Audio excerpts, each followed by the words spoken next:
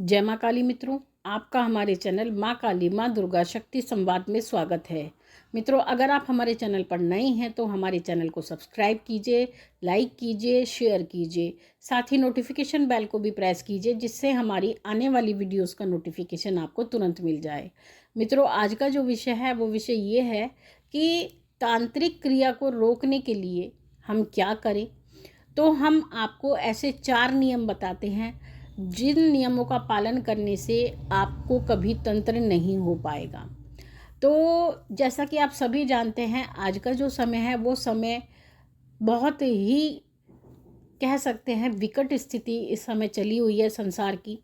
और इस समय सबसे ज़्यादा जो चीज़ है वो है प्रतिस्पर्धा। इस समय हर कोई प्रतिस्पर्धा में है, हर कोई ऊपर उठना चाहता है। पड़ोसी पड़ोसी से ऊपर उठना चाहता है, चाचा चाचा से ऊपर उठना चाहता है, बेटा बेटे से ऊपर उठना चाहता है। तो ये स्थिति है कि रिश्तेदार एक दूसरे से जलते हैं, अड़ोसी पड़ोसी एक दूसरे से जलते हैं। यहाँ तक कि घर परिवार में एक ही छत के रहने वाले व्यक्ति भी एक दूसरे से जलते हैं। और उसके जलने का कारण है कंपटीशन, प्रतिस्पर्धा। तो ऐसी स्थिति में लोग सामने वाले को नीचा गिराने के लिए कोई भी हथियार प्रयोग कर सकते हैं। और आज के समय में जो सबसे आसान हथियार है वो है तंत्र। तो लोग तंत्र का प्रयोग करते हैं और तंत्र का प्रयोग करना बहुत आसान हो गया है क्योंकि आपको बहुत आसानी से कोई भी तांत्रिक मिल जाता है, जो ऐसा व्यक्ति जो पैसे लेकर के किसी का बुरा करने को तैयार हो जाता है। तो ऐसी स्थिति में लोग आपके लिए तंत्र का प्रयोग करते हैं और तंत्र प्रयोग करके आपको आपके स्तर से गिराना चाहते हैं। तो जब तंत्र छोड़ा जाता है तो जिस प्रकार से तीर कमान से निकलता है तो वो लक्ष्य को जरूर भेदता है, उसी प्रकार से जब तंत्र आपके लिए छोड़ा जाता है तो वो लक्ष्य को जाकर के ज़रूर प्राप्त करता है। यानी अगर आपके ऊपर भेजा गया है तो आपको नुकसान ज़रूर पहुंचाएगा। तो ऐसी स्थिति में हम क्या करें, कैसे अपने आप को बचाएं कि तंत्र का प्रभाव हमारे ऊपर ना आए। तो हम एक चीज़ आपको बताते हैं कि तंत्र का प्रभाव जब आपके लिए छोड़ा जाएगा तो उसका प्रभाव आपके ऊपर ज़रूर आएगा, लेकिन 100 का 100% आए ऐसा ज़रूरी नहीं होता। जिसके ऊपर भगवती की कृपा होती है तो तलवार जो है सुई का काम करती है। तो ऐसी स्थिति में आप बच सकते हो और उस तंत्र को झेल करके बाहर आ सकते हो। थोड़ा बहुत आपको परेशानी होगी लेकिन वो ज़्यादा समय के लिए नहीं होगी। तो ऐसा हम क्या करें, उसके लिए हम आपको 4 नियम बताते हैं। सबसे पहले तो आप ये याद रखें कि जो तंत्र होता है, तंत्र जो भेजा जाता है वो किसी भी व्यक्ति पर असर करता है, लेकिन जो व्यक्ति आध्यात्मिक होता है अर्थात जो व्यक्ति पूजा पाठ करता है, जो व्यक्ति अपने इष्ट को प्रबल रखता है, अपने कवच को प्रबल रखता है, अर्थात वो अपनी सुरक्षा को प्रबल रखता है, ऐसे व्यक्ति के ऊपर कभी भी तंत्र नहीं होता है। अगर होता है तो ना के समान होता है, अर्थात अगर भेजा जाएगा तो वो आपके ऊपर ना के बराबर ही प्रभाव करेगा। तो ऐसी स्थिति में आप अपने कवच का नित्य प्रति पाठ कीजिए। अगर आप रोज पाठ करते हैं तो एक कवच, एक दिन का कवच आपके 24 घंटे की सुरक्षा कर देता है। अगर आपकी कोई दुर्घटना होनी है तो उससे आपको बचा लेगा, कोई मारण होना है उससे बचा लेगा, या किसी भी प्रकार से आपको हानि पहुंचाने की कोशिश की जाएगी तो वो आपको बचा लेगा, या आपका कोई प्रारब्ध कर्म भी है जिस कारण से आपका बुरा होना है तो वहाँ से भी वो आपको बचा लेगा।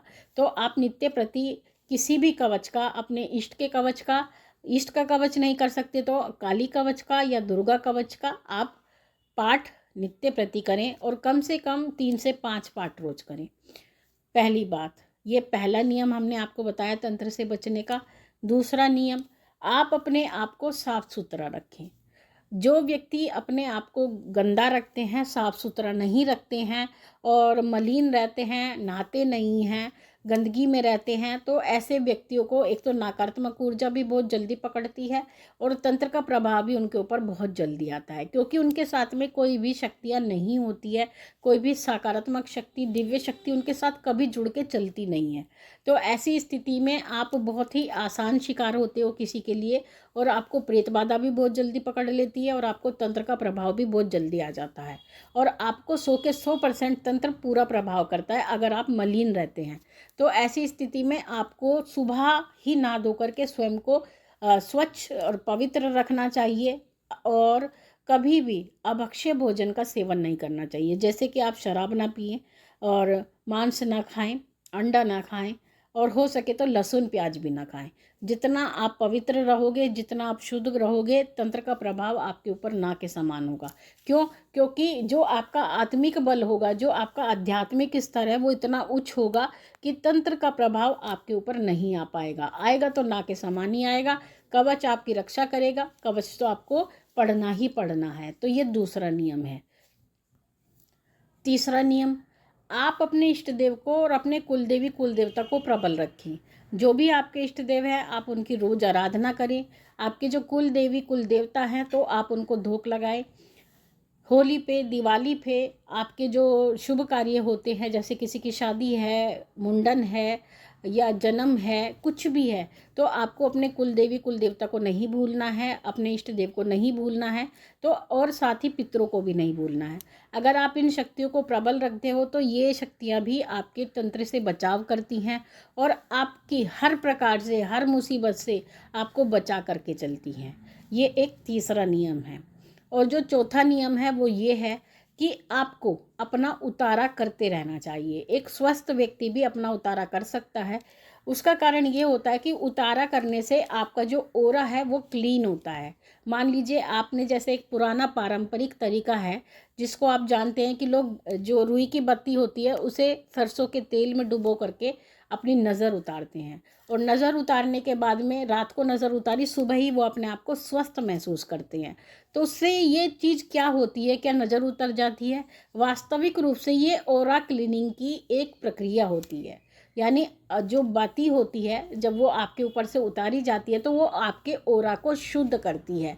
इसी प्रकार से जो उतारा होता है वो भी यही कार्य करता है कि वो आपके ओरा को शुद्ध करता है, और उसमें जो भी अशुद्धता होती है, चाहे वो नकारात्मक ऊर्जा का प्रभाव हो, चाहे वो तंत्र का प्रभाव हो, चाहे वो किसी भी प्रेत बाधा का प्रभाव हो, वो उसको उतारने का काम करता है। तो आपको जो है अपना उतारा चाहे महीने में एक बार करें, आपको अपना उतारा करते रहना चाहिए। और उतारे के लिए चाहे तो आप किसी भी सामग्री का प्रयोग कर सकते हैं। आप सरसों से भी उतारा कर सकते हैं, आप भोजन से भी उतारा कर सकते हैं, आप आटे का भी उतारा कर सकते हैं, आप नींबू का भी उतारा कर सकते हैं, आप मिर्च नमक लेकर के भी उतारा कर सकते हैं, आप दिए से भी उतारा कर सकते हैं। और एक हमने जल का उतारा भी बता रखा है, जो हमारी वीडियो में है, उसका जो लिंक है हम डिस्क्रिप्शन में डाल देंगे आप लोगों के लिए। तो जल से भी आप अपना उतारा कर सकते हैं। और जब आप उतारा करते हैं तो आपका ओरा क्लीन होता है, आपका ओरा प्रबल होता है, और जिसका ओरा प्रबल होता है उसके ऊपर किसी भी तंत्र का प्रभाव नहीं आता है, और ना ही कोई संकट बाधा, प्रेत बाधा, नज़र दोष उसको लगता है। तो इस तरीके से आप अपनी ओरा क्लीनिंग करके भी आप तंत्र को रोक सकते हैं। तो अगर आप इन नियमों का अनुसरण करते हैं तो तंत्र का प्रभाव आपके ऊपर नहीं आएगा और आप तंत्र क्रिया से बच जाएंगे। तो मित्रों, ये थी जानकारी आप सभी के लिए। माँ भगवती से यही प्रार्थना करते हैं कि वो आपके भंडारे भरती रहे, आपकी सभी मनोकामनाओं को पूर्ण करती रहे, आप पे अपना पूर्ण आशीर्वाद बना के रखे। आपसे जल्द ही मिलेंगे, तब तक के लिए जय महाकाली, जय महाकाल।